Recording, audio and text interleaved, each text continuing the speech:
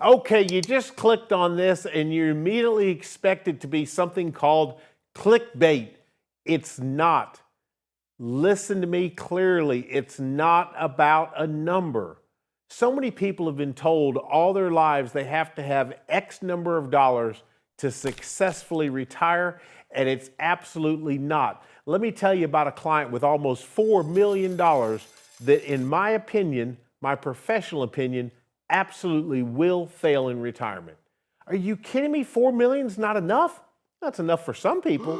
Wasn't enough for this couple. Let me explain to you why. It's what we call a retirement horror story. Two people worked really, really hard in life, just like you and me. But guess what? These two people, husband and wife, and you always hear the husband makes more. Not in this case. She made more than him, and she had done a great job. And they had saved aggressively in their 401ks, both companies.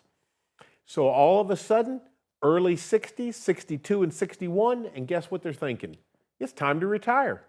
And they look at their statements, they add them together, and they've got almost $4 million saved for retirement. So they come in, and the discussion kind of goes like this. When we start looking at what their hopes and dreams are, what they want to do with that money, it becomes very clear after a couple of meetings that they currently make almost $600,000 a year, five something, between the two combined salaries. Again, she was making more than him. When you add it together, they were crushing it. Almost $4 million. It's the American dream, right? Well, not so fast. You see, they were actually spending about $3 million of that, or $300,000, I should say, a year. So think about this. They're making almost six, they're paying taxes, and after taxes, they're spending over $300,000 a year. Now, they had savings going on because they were heavily savings in their 401s and stuff. Well, now they want to retire. They had a beautiful home in Charlotte. They still owed a couple million on. They had a place down at the beach they owed over $1 million on. They had a few leased cars and things, which is amazing. They're living the dream. But in retirement, guess what they hope to do? Well, they want to spend about $300,000 a year. That's their spending plan. That's their budget. That's their expectation. After all, they're multimillionaires. They've done the traditional method, meaning they saved a number, and it's a big one by most people's standards. But here's the problem. That money was almost entirely saved in accounts they've never paid tax on, 401ks. In fact, when you looked at their emergency fund, many of you watching right now have a larger emergency fund. I'm talking about the money that's down in your local bank in cash, ready to handle emergency, than they do. And you may not have almost $4 million. This was the problem, you see, because when we started building the plan by a certified financial planner into an actual spending plan, I don't know about you, but it doesn't take much financial knowledge to know it's hard to turn almost $4 million of money you've never paid tax on into $300,000 a year income for the next 25 or 30 years. And then we have to look at that number and adjust it for inflation. Oh, does it get messy. And when we put this on paper and started showing this to them, showing them the debt they were bringing in, and again, some debt is okay. When I think of my personal home, I've had a home paid for before, but the house I live in right now is not paid for. Now, I've got a lot of equity. I've got it paid down well over half of what it's worth, but I have no reason to go write that check because at the time I thought it was a high interest rate, but I'm paying just under 5% on my home loan. Newsflash, that doesn't seem very high anymore, does it? So while I could write the check to pay off the home, I find myself not wanting to. So I have no problem with their traditional home loan, except for in their case, they owed about $2 million on a house that might have been worth $2.5 million. So they really didn't have that much equity. And in a bad real estate market, what happens to that $2.5 million house? Does it drop to 2 pretty quickly or maybe under? Made me a little nervous there. But then you add in the debt they had on the beach home, or the debt they had on the plethora of cars. And you start building this plan together, and of course, they see themselves as a multi-millionaire. Sounds so good, doesn't it? I'm a multi-millionaire. But what I saw them as, what my team of fiduciary advisors saw them as, is a couple that most likely is going to go broke in retirement.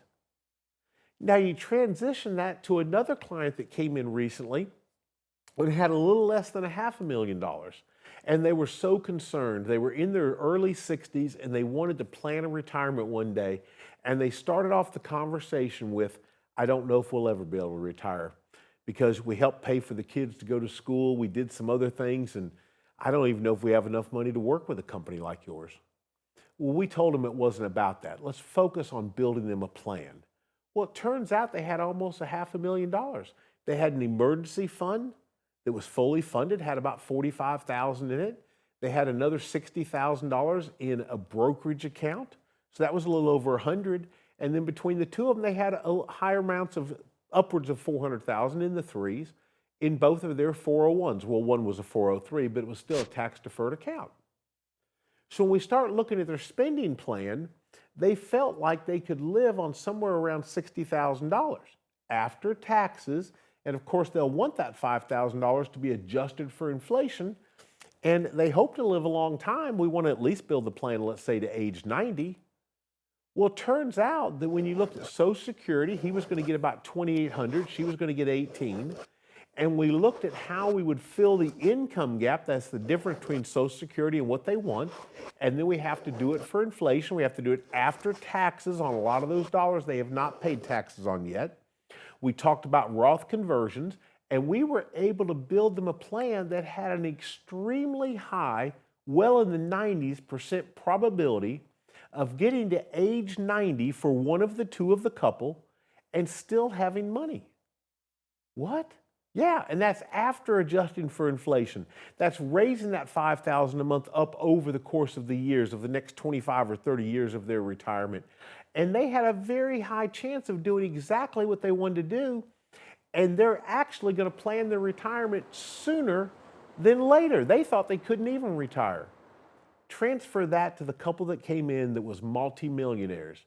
And they looked at us like we were crazy when we started showing them that most likely they're going to fail in retirement because their expectation for this money that they've never paid tax on, no Roth conversions have ever been done, was way higher because they saw themselves as multimillionaires and they wanted to keep up the lifestyle they've been enjoying while working, making $600,000+ a year. This other couple had very modest expectations, and they're actually going to be able to confidently live large in retirement. Stop chasing a number.